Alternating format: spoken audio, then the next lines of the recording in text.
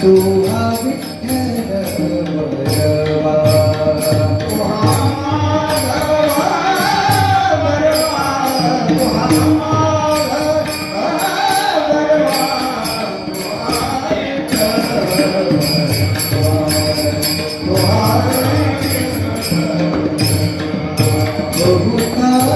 सुकृताची जोडी बहुता सुकृताची जोडी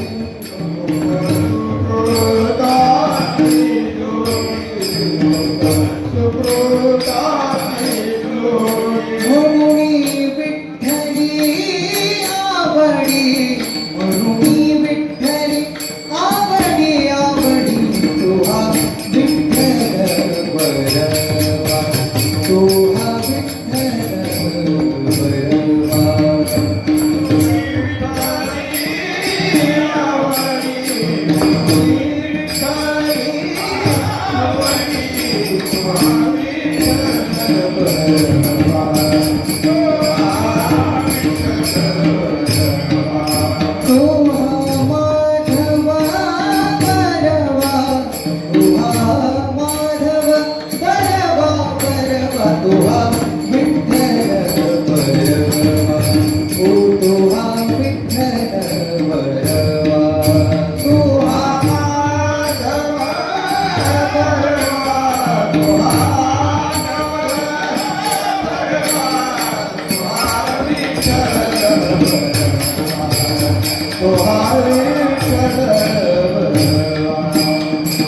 सर्व सुखाचे आगर देवीवर तुहा विठ्ठल बरवा तुहा माधव बरवा सर्व सुखाचे आगर देवीवर तुहा विठ्ठल बरवा तुहा माधव बरवा तुहा विठ्ठल बरवा तुहा माधव बरवा तुहा विठ्ठल बरवा तुहा माधव बरवा तुहा विठ्ठल बरवा तुहा माधव बरवा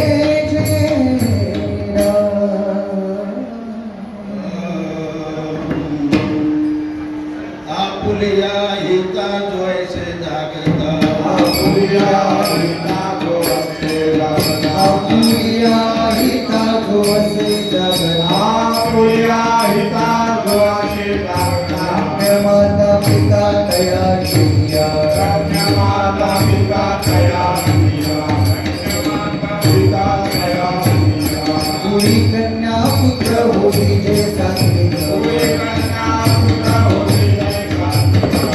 कन्या पुत्र होती जे सांगितलं दयाचा हरिख वाटी देवा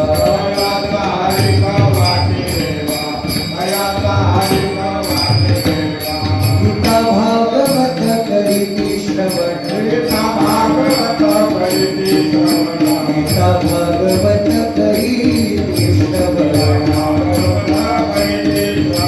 अखंड चिंतन विठोबा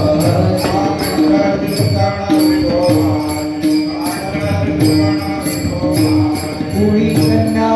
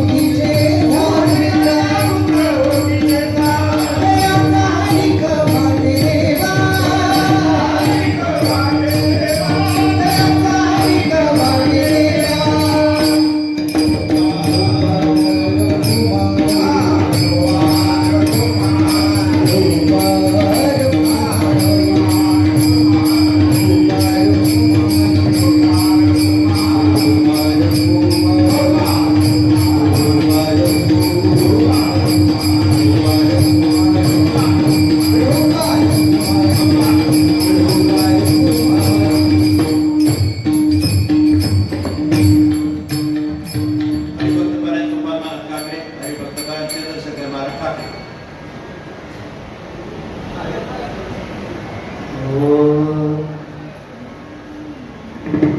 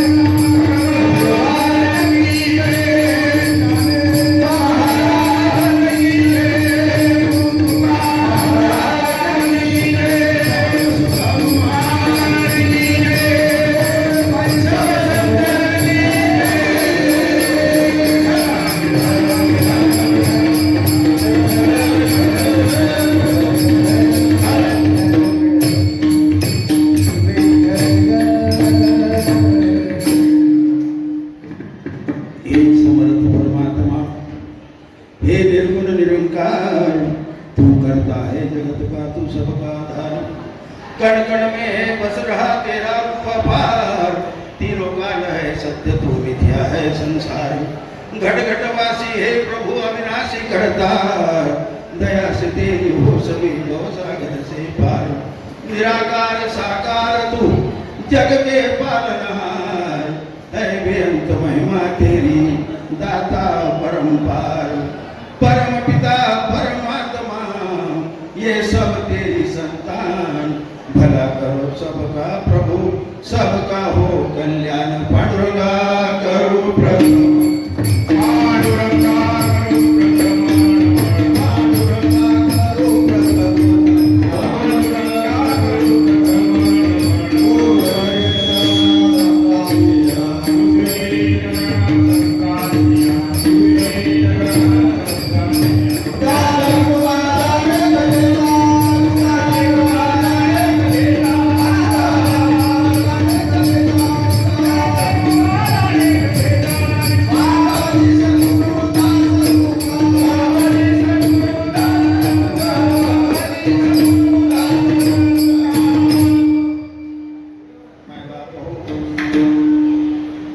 शिवाच्या भेटी होतात त्याला योगायोग म्हणतात, जो घडवतो त्याला योगी म्हणतात। मायबाप हो, कलियुगामध्ये जीवाशिवाच्या भेटी होणं एवढं सोपं नाही, तरी परंतु आज प्राप्त प्रसंगी आज आपण भले जीवाशिवाच्या भेटी नाही कळल्या, परंतु या जीवाजीवाच्या गाठी भेटी झाल्या, त्याला योगायोग समजा। आणि ज्या माझ्या भगिनी सुंदराताई यांच्या प्रथम पुण्य स्मरणाप्रित्यर्थ वर्षश्राद्ध म्हणा, त्या प्रित्यर्थ आपण एकत्र आलो, आपल्या जीवाजीवाच्या गाठी भेटी झाल्या, हा योगायोग समजा आणि आजचा आनंद घ्या।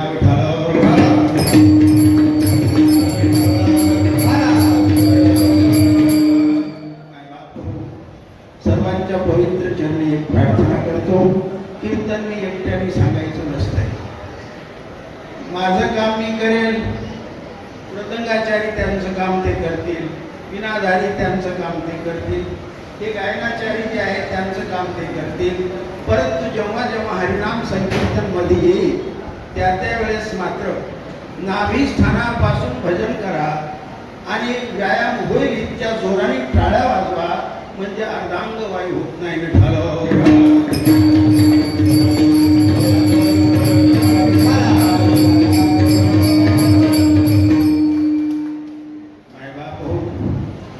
मागच्या वर्षीही तासच होतो, मागच्या वर्षीचा अभंग वेगळा होता, त्या दिवशीचा अभंग यादसाठी केला होता तास, शेवटचा दिवस गोड व्हावा, आणि 1 वर्ष झालं अभंग बदलला, दास तोच आहे, ही पार्टी बदलली, आपल्यापैकी बरेच नवे जुने काही आले असतील। आजचा हा आनंद आपल्यामध्ये जरी दुःख असलं किंवा वास्तविक भाऊजींकडेही दुःख आहे, मुलींनाही दुःख आहे, सर्वांना आपतिष्टांना दुःख आहे, परंतु हे मानायचं नसतंय, आपल्या हातच्या ह्या गोष्टी नसतात, कारण ह्या गोष्टी काही वेळेस विसरून जायच्या असतात। म्हणून आजचं हे पुण्यस्मरण चव्हाण साहेबांनी जे आयोजित केलं त्यांचे मी धन्यवाद व्यक्त करतो।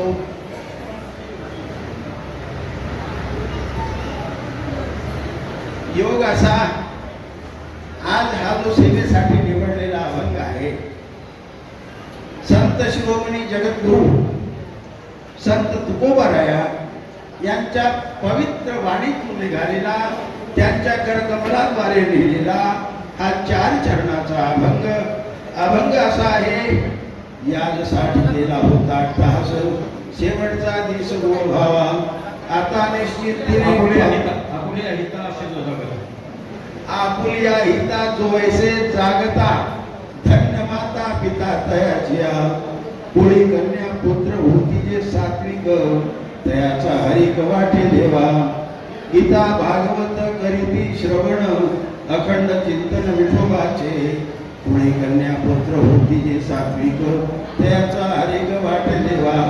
तुका म्हणे मज घडो त्यांची सेवा, नाही तरी दैवा पार नाही विठ्ठल।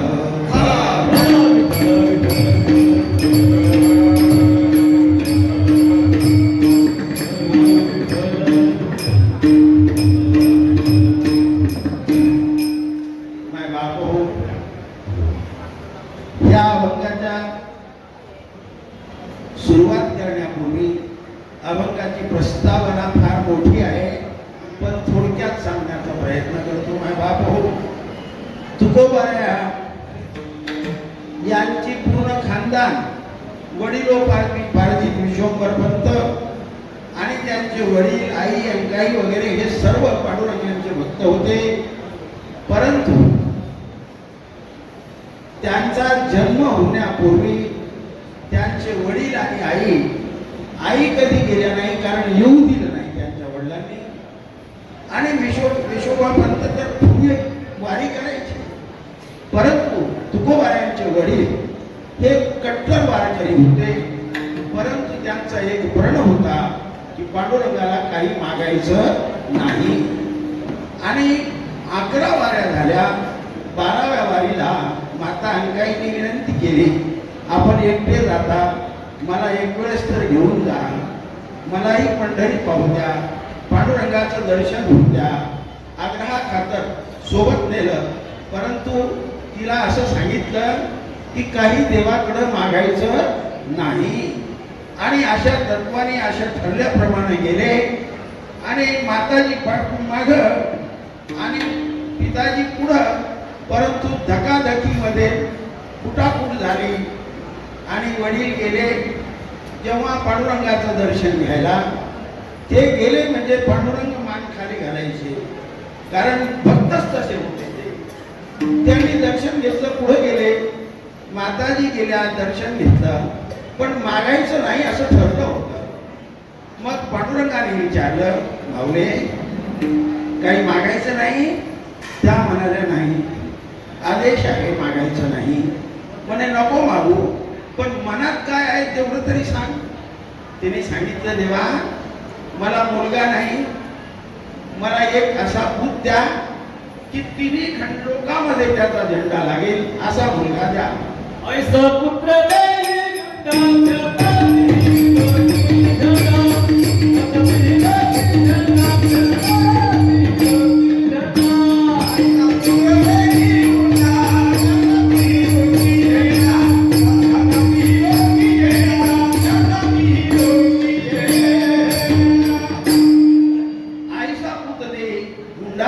ज्याचा त्रिलोकी झेंडा. आणि पांडुरंगाने तपस्तू म्हटलं. मग पुढं पांडुरंग माझे खाली तुकोबाऱ्या थांबलेले होते, तुकोबाऱ्या त्यांचे वडील थांबलेले होते. माताजी आल्या, त्यांनी विचारलं काही मागितलं का? त्या म्हणाल्या नाही, पण खोटं कसं बोलावं? त्या म्हणाल्या मागितलं नाही, परंतु पांडुरंगाने विचारलं की तुझी इच्छा तरी व्यक्त कर, म्हणून मी एवढं सांगितलं. आणि त्याने तपस्तू म्हटलं ठीक आहे. आले. योगायोगाने तुकोबारा यांचा जन्म त्या घरी झाला. आणि ते जन्मजात त्यांच्या आजोबापासून श्रीमंत होते, सावकारांचे सावकार होते. काही दिवसानंतर वडील देह सोडून गेले. सर्व जबाबदारी तुकोबारावर आली. त्याने मात्र संसार करायचा की प्रमाण करायचा, पण दोन्ही करू लागले. दुष्काळ असा पडला की जो न सहन होणारा, त्याने आपली सगळी अन्नधान्याची कोठार मोकळी केली. आणि जे काही गाडी भरून त्यांच्याकडे घाण खत होती ती सगळी अशी वाटून टाकली, परत देऊन टाकली सगळी. आणि भंडारा माळामध्ये जाऊन आपलं भजन करू लागले, नंदुरकीच्या झाडाखाली. मग एक दिवशी त्यांच्या पत्नी ज्या होत्या, त्यांचं नाव जिजाऊ होतं, पण आवली म्हणायचे. त्या रोज त्यांचा डबा घेऊन जायच्या. पण एक दिवशी प्रकार असा घडला की त्यांच्या पायामध्ये काटा असा घालून घुसला, तो वर निघाला. आधीच त्या नाराज होत्या पांडुरंगावर. त्या म्हणायच्या, काळ्या इटल्याच्या नादी लागून माझा नवरा बिघडलेला आहे. परंतु योगायोग त्या डोंगरामध्ये एक गुराखी आला आणि त्याने विचारलं, आई काय झालं? त्या म्हणाल्या, काय सांगू बाबा तुला, त्या काळ्या इटल्याच्या नादी लागून माझा नवरा बिघडलाय, इकडे येऊन भजन करतो आणि मला डबा आणायचं तर रस्ता पण सांगत नसतो. आणि मग